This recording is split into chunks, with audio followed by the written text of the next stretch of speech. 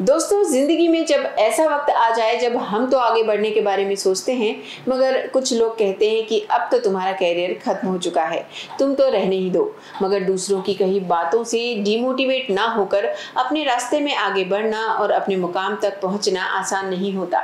आज हमारे बीच ऐसी मॉडल मौजूद हैं जिनका वजन एक वक्त में 90 किलो था, लेकिन आज वो कई पीजेंट की विनर रह चुकी हैं। दोस्तों, बॉलीवुड में आपने कई वुमेन्स ओरिएंटेड फिल्म देखी होंगी, लेकिन आज हमारे बीच एक ऐसी हस्ती मौजूद है जिनकी जर्नी पर भी एक पूरी की पूरी फिल्म बनाई जा सकती है। नमस्कार, मैं हूं रचना श्रीवास्तव, आप देख रहे हैं सी टाइम्स। आज हम आपकी मुलाकात करवाने जा रहे हैं founder and director of PJ fitness studio की owner, president of Sindhi youth club Jabalpur, Madhya Pradesh first victorious women, Mrs. India Heritage 2018, Mrs. Athletic, Mrs. Fit, brand ambassador of चल चरखा खादी उद्योग, fashion and fitness model of Jabalpur. यानी इतने सारे खिताब जिनके नाम हैं, आप समझ सकते हैं कि हम किसी खास शख्सियत से आपकी मुलाकात करवाने जा रहे हैं। जी हाँ, आप बिल्कुल सही समझ रहे हैं, हम आपकी मुलाकात करवाने जा रहे हैं प्रेरणा जादवानी जी से। तो आइए बातचीत का सिलसिला शुरू करते हैं। बहुत बहुत स्वागत है प्रेरणा जी आपका हमारे स्टूडियो में। मेरा आपकी जर्नी हम पूछें, मेरा पहला सवाल आपसे होगा कि अपनी एजुकेशन के बारे में बताइए। जहाँ तक हम जानते हैं कि आप काफ़ी ब्रिलियंट रही हैं स्टडीज़ में, तो अक्सर जब हम पढ़ाई में अच्छे होते हैं तो हमारे सपने भी काफ़ी बड़े होते हैं। तो क्या क्या सपने रहे आपके अब तक? सबसे पहले तो मैं सी टाइम्स को थैंक यू बोलती हूँ कि उन्होंने मुझे इनवाइट किया है इस खूबसूरत से मंच पे। Thank you so much for inviting me. और जैसा कि हर लड़की का सपना होता है, मैं भी 12th तक गोल्ड मेडलिस्ट थी और बहुत मन में उम्मीद थी कि डॉक्टर बनूंगी, बिकॉज पढ़ाई में बहुत ही ब्रिलियंट थी। कटनी का हर बच्चा जानता है कि 12th की टॉपर थी, गोल्ड मेडलिस्ट थी, तो डॉक्टर बनना बिल्कुल ही मुमकिन था और था कि डॉक्टर बनना ही है। बट कहते हैं ना कि ईश्वर आपके लिए कुछ अलग ही रास्ते चुनता है। तो जब मैं MBBS के लिए जा रही थी, मेरी मम्मा पैरालाइज्ड अटैक आ गया था उनको और वो बेड पे आ गई थी and I was the only child उनकी टेक केयर करने के लिए। तब मेरे डैड का ये कहना था, या तो तुम डॉक्टर बन जाओ या अपनी मॉम को देख लो, बिकॉज हमारे पास फैमिली में उनको देखने के लिए कोई भी नहीं है। So I stop my studies there. मैंने तब अपने MBBS को छोड़ के अपनी मॉम की हेल्थ को चुना और वो आज बिल्कुल स्वस्थ हैं, ईश्वर की दया से मेरे साथ भी रहती हैं। तो आई एम ब्लेस्ड कि मुझे उनकी सेवा का मौका मिला। बट हाँ, कहीं ना कहीं वो MBBS डॉक्टर बनने का सपना टूट गया और मैंने फिर प्राइवेट आर्ट से ग्रेजुएशन किया, फैशन डिज़ाइनिंग किया, इंटीरियर कोर्सेज किए, बट स्टिल कहीं ना कहीं मैं डॉक्टर नहीं बन पाई। कोई बात नहीं, भगवान ऊपर वाला जो है वो अपने आप रास्ते जहाँ आपको पहुँचाना होता है वहाँ पहुँचा ही देता है। तो आपको इसी फील्ड में आना था शायद। हमें जैसा पता है कि आपने मॉडलिंग शादी के बाद शुरू की, तो अक्सर शादी के बाद करियर सेकेंडरी हो जाता है नॉर्मली लोग, और फिर मॉडलिंग फील्ड तो बिल्कुल ही अलग फील्ड है, यहाँ पे थोड़ा मुश्किल होता है। तो कैसे पॉसिबल हुआ आपका कि मॉडलिंग की तरफ अट्रैक्शन और आप इस फील्ड में आ पाए? आपको पता है, जब कोई लड़की शादी करके आती है तो उसका सबसे बड़ा सपोर्ट होता है उसके हस्बैंड। तो इस मामले में मैं कहना चाहती हूँ, मैं बहुत ही लकी रही। मेरे पास एक इतनी प्यारी मदर इन लॉ है और इतने अच्छे हस्बैंड हैं कि जब भी मैं तैयार हूँ और कहीं जाऊँ, जैसा कि हर नई नई शादी में लड़कियाँ तैयार होके जाती हैं लंच पे, डिनर पे, इन्विटेशंस पे, तो मेरे हस्बैंड और मदर इन लॉ सिर्फ एक ही लाइन, हमारे घर हीरोइन आई है। जब भी मैं रेडी होती थी और अपनी मदर इन लॉ के पैर छूती थी, वो सिर्फ एक लाइन कहती, हमारे घर हीरोइन आई है। बहू उनके मुँह से मैंने सुना ही नहीं होगा कि हमारे घर बहू आई है। तो कहीं ना कहीं ये सब बातें आपको बूस्ट करती हैं। और मेरे हस्बैंड ने हमेशा एक ही चीज़ कही थी कि प्रेरणा, पैसा मैं कमाऊँगा, नाम जबलपुर में तुम कमाना। मॉडलिंग की फील्ड में हर तरफ मॉडलिंग को सही नहीं माना जाता है, तो इन चैलेंजेस को आपने कैसे फेस किया? मेरा ये मानना है कि काम कोई भी करें, ऐसा काम होना चाहिए कि आपके काम से आपका नाम हो, आपकी पहचान हो, और जब तक आप उस काम को सही समझते हैं, किसी को अधिकार नहीं है उसे जज करने का। तो मॉडलिंग के लिए तो खैर, जैसा कि कुछ लोग उसे बहुत ही बुरा समझते हैं और कुछ सोसाइटी में से आज भी अच्छा नहीं माना जाता है, पर मैं ऐसा सबको बताना चाहती हूँ कि मॉडलिंग इतना भी बुरा फील्ड नहीं है, अनलेस अनटिल आप कुछ लिमिटेशंस, कुछ दायरे अपने लिए खड़े नहीं कर देते हो। हर एक जगह एक बाउंड्री होती है काम करने की, हर एक जगह सीमा मर्यादा होती है, और ये सब चीज़ें लड़कियों के हाथ में होती है। होती हैं। बिल्कुल। सो एक्चुअली हम जानना ये चाहते हैं कि शादी के बाद फिर 2 बच्चों के बाद मॉडलिंग का ख्याल मतलब थोड़ा सा हमें सोचने पे मजबूर कर रहा है, तो ये किस तरह? मैं बहुत ही ज़्यादा फिटनेस एडिक्ट हूँ। मुझे एक्सरसाइज करने का कहना चाहिए जुनून है, पागलपन है। जब वर्कआउट नहीं करती हूँ तो खाना भी नहीं खा पाती हूँ क्योंकि भूख ही नहीं लगती है। तो जब जिम जाती थी, एक्सरसाइज करती थी, तो कहीं ना कहीं ऐसा लगता था कि नहीं यार हम बहुत खूबसूरत हैं, क्योंकि जब आप वर्कआउट करते हो तो आप इंटरनली, मेंटली, फिजिकली हर तरह से ग्रो करते हो जी। तो काफ़ी सारे ऑफ़र आए कि आप हमारे यहाँ मॉडलिंग करो, आप हमारे लिए फ़ोटो शूट कर देंगे मैम, आपकी स्माइल अच्छी है, आप हमारी पेस्ट का ऐड कर दीजिए। तो धीरे धीरे कॉन्फिडेंस आता गया कि नहीं हम सुंदर हैं, और कहीं ना कहीं इसके लिए वर्कआउट रिस्पॉन्सिबल है। जब आप जिम जाते हैं, जब आप एक्सरसाइज करते हैं तो खुद को प्रिटी से प्रिटीएस्ट वे में देखते हैं। बिल्कुल। हमें ये बताइए कि सेकंड बेबी के बाद हमने सुना आपका वेट 90 kg के करीब हो गया था और आपको काफ़ी अपने रूटीन वर्क करने में भी प्रॉब्लम होती थी। ऐसे में 1 ईयर में आपने 35 kg लूज़ किया, तो ये कैसे पॉसिबल हो पाया? आप व्यूअर्स में से कुछ लोग मुझे जानते हैं जिनने 90 किलो में मुझे देखा था और हमेशा सिर्फ एक ही सवाल करते रहते थे कि प्रेरणा तो इतनी मोटी है, तेरा तो करियर और फ्यूचर सब खत्म है, अब तो कुछ नहीं कर पाएगी। कुछ फ्रेंड्स जो देख रहे होंगे उन्हें आज भी याद होगा जब मैं मॉडलिंग की बात करती थी तो मुझ पर बहुत ज़ोर से हंसते थे जी।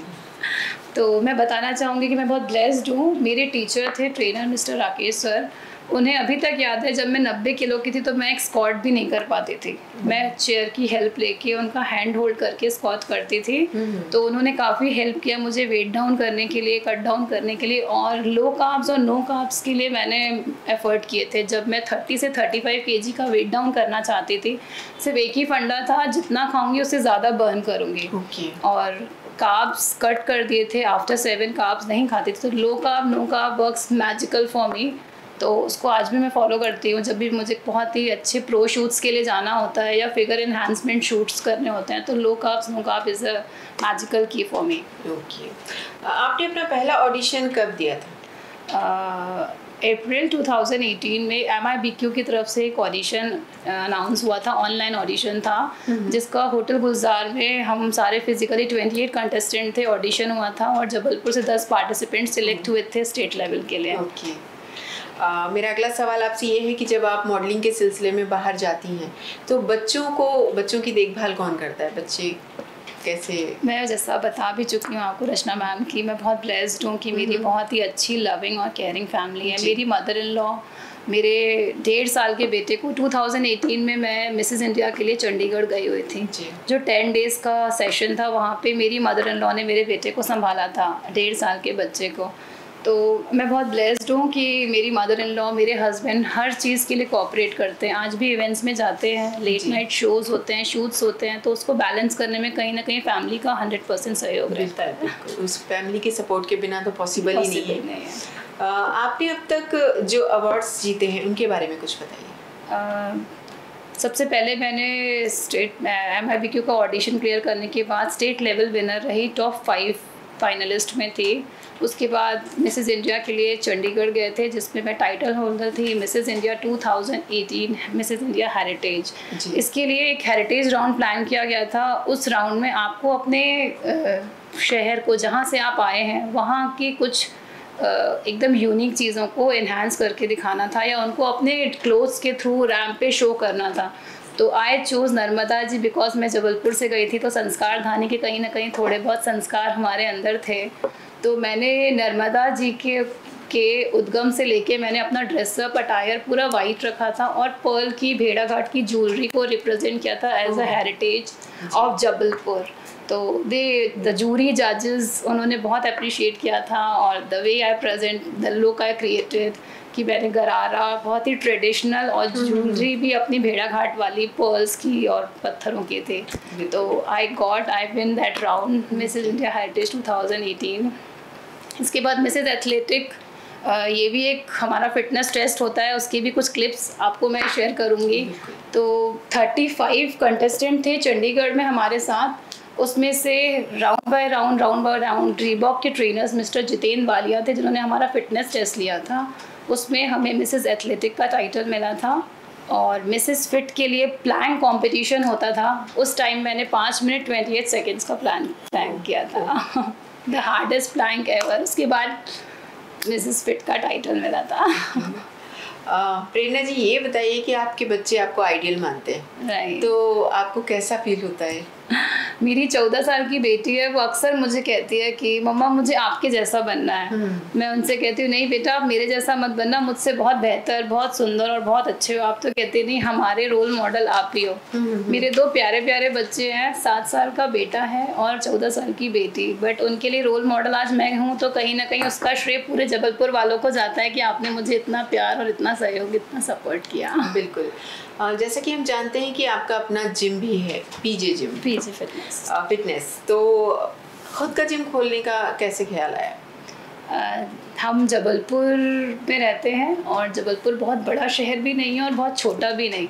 तो जब मैं वर्कआउट करती थी तो मैंने ये चीज़ नोटिस की कि यूनिसेक्स जिम में जब भी वर्कआउट करने जाते थे तो हम अपने पोजीशन, अपने पोस्चर को जब भी हम मिरर में देखते थे तो हमारे साथ कुछ लड़के भी हमारा फिगर चेकआउट कर रहे होते थे। और हम इतने कॉन्शियस होते थे कि जब बेंच प्रेस करना है, पुशअप्स करना है या डिप्स मारने हैं या बर्फीज करनी है, तो हमारा फोकस वर्कआउट पोस्चर से ज़्यादा अपने कपड़े ठीक करने पे रहता था कि कहीं से ब्रा का स्ट्रैप नहीं दिखना चाहिए, टी शर्ट ऊपर नहीं होनी चाहिए। बिकॉज हम इतने बड़े शहर में नहीं थे कि लोग हमारा स्टैंडर्ड उस लेवल पे, अगर हमारा कुछ भी स्पोर्ट्स ब्रा दिख रही है तो हम उसके लिए चीप हो जाते थे, अरे ये लड़की ऐसी है। तो मुझे ऐसा लगा कि लड़कियों के लिए भी एक सेफ जोन होना चाहिए जहाँ पे लड़कियाँ खुल के वर्कआउट करें, अपने गेन्स, अपने लूज देख सकें कि हमने कितना वेट गेन किया, कितना वेट लॉस किया।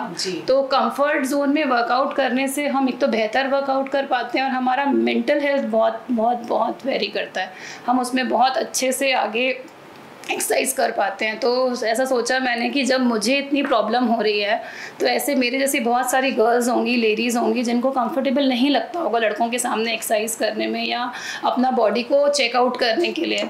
तो सोचा कि जबलपुर में एक ऐसा जिम होना चाहिए जहाँ गर्ल्स या लेडीज़ खुल के एक्सरसाइज कर सकें। उनको सैंडो पहनना है, उनको टैंक टॉप पहनने हैं, उनको अपना फिगर चेकआउट करना है।